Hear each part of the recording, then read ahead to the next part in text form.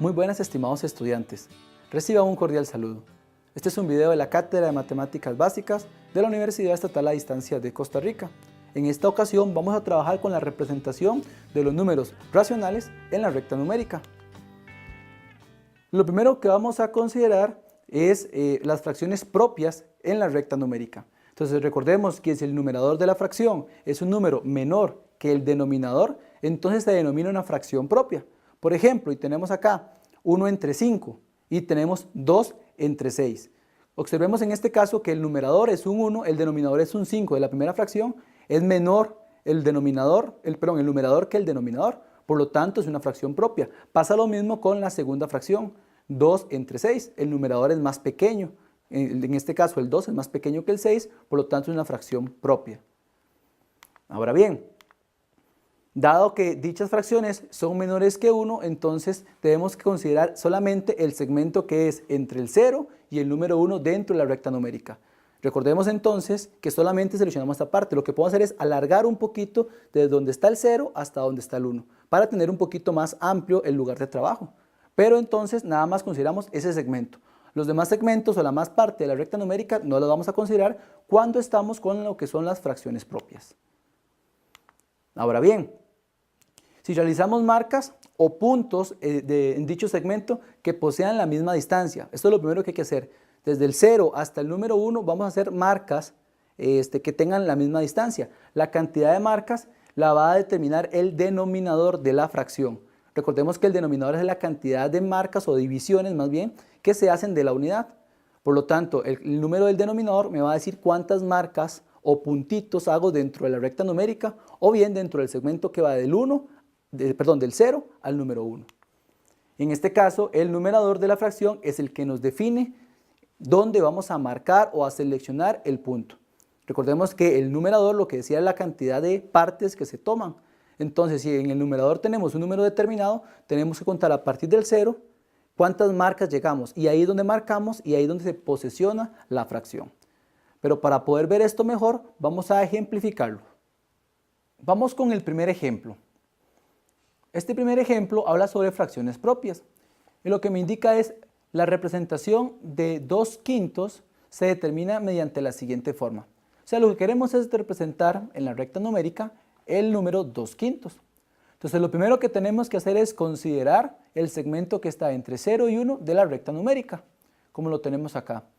Vean que, siguiendo la indicación que di anteriormente, lo que hacemos es ampliar o extender un poquito la sección de entre 0 y 1 para no trabajar en un espacio muy pequeño. Una vez que seleccionamos esa parte, vamos a decir que en 2/5, como el denominador es 5, entonces se realizan 5 particiones de la misma medida en el segmento de 0 a 1.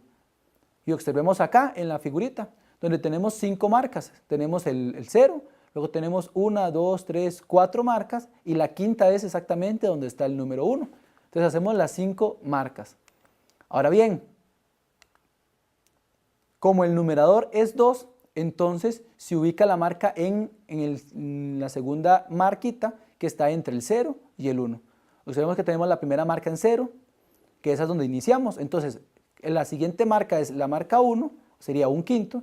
Y la siguiente marca, ahí donde ustedes pueden ver el 2/5, es donde estaría posesionado entonces nuestra fracción propia 2/5. Ahora vamos a hacer la representación gráfica, pero de fracciones impropias.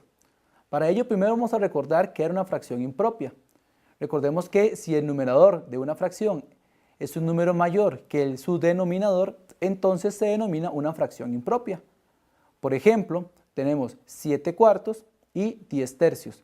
Observemos que en el primer caso, el 7, que es en el numerador, es más grande que el 4, que es el denominador. De igual manera pasa con el 10/3.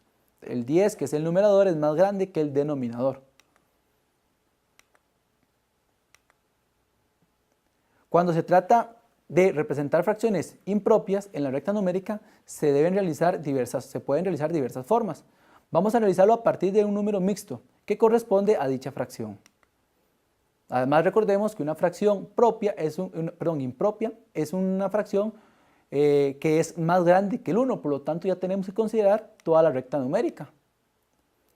Se convierte la fracción impropia a un número mixto, parte entera y parte fraccionaria. Recordemos que eran los elementos que contienen el número mixto. Primero se ubica la parte entera en la recta numérica y luego se considera el segmento entre la parte entera y la siguiente unidad de la recta numérica.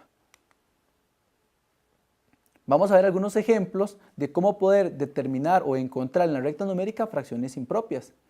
En este caso me dice, busquemos la representación de 7/4, que si lo colocamos como en número mixto sería 1 y 3/4 en la recta numérica.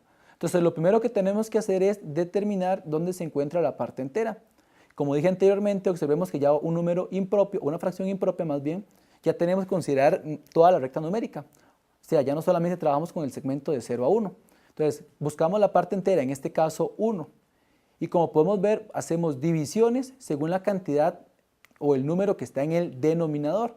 En este caso, como en el denominador de la fracción, perdón, del número mixto es un 4, entonces hacemos 4 divisiones o particiones que se encuentran entre el 1 y el número 2. Finalmente, vamos a marcar según el número que nos indique el numerador. En este caso es el número 3, entonces ubicamos la marca en la tercera marquita que se encuentra entre el 1 y el 2, como lo podemos ver ahí señalado en rojo, y encima tenemos el número, en este caso la fracción impropia o en su notación de número mixto, 1 3/4, y ahí entonces es donde ubicamos este número en la recta numérica. Muy bien, estimados estudiantes, esperamos que este video haya sido de su utilidad. De parte de la Cátedra de Matemáticas Básicas, le agradecemos la atención brindada.